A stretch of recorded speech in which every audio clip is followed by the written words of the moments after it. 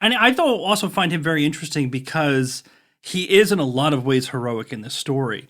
But he's not like jumping on the back of a truck and shooting at Japanese or anything like that. It's almost this fortitude and this competency that makes him heroic because he really cares about these treasures and he, geez, moves heaven and earth to make it happen. Is he kind of like the perfect person when you're trying to write this story and you want to find that kind of beating heart of the story? He's kind of a godsend, right? He was absolutely great, you're right. I mean, he had a very distinct character. Others describe him quite a lot in the memoir, so you get a sense of him from the outside.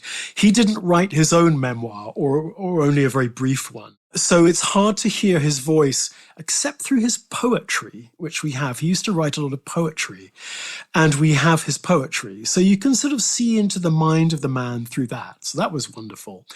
But yeah, he's like the anti-Indiana Jones. He's terribly calm. He's very meticulous. He's very fastidious. And of course, if you work in wartime logistics, you're not looking at people who are traditional macho heroes. You're looking at people who are incredibly good at detail and have enormous endurance and enormous patience, and also who are very careful leaders, not military leaders, leading their troops from the front, but people who are able to manage large teams of people and keep them on task for years at a time in terrible conditions. That's who Ma Heng was. And he inspired enormous loyalty in the people who worked for him. I think because he was this rather gentle, retiring soul that everybody desperately felt they wanted to look after and support all the time, because he was very anxious a lot of the time. And you can feel his anxiety about what's going on with the art. How are we going to keep it safe from the bombing?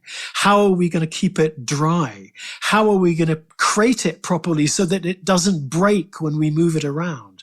How are we going to find safe places to store it? How are we going to keep it from the Japanese invaders?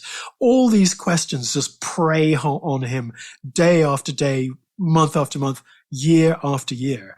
And in the end, he is the guy who oversees for 16 years the movement of 250,000 pieces of art all over China without losing any. Quite a lot gets broken, but I don't think any got lost. And that's really pretty remarkable achievement for such a kind of gentle, quiet guy.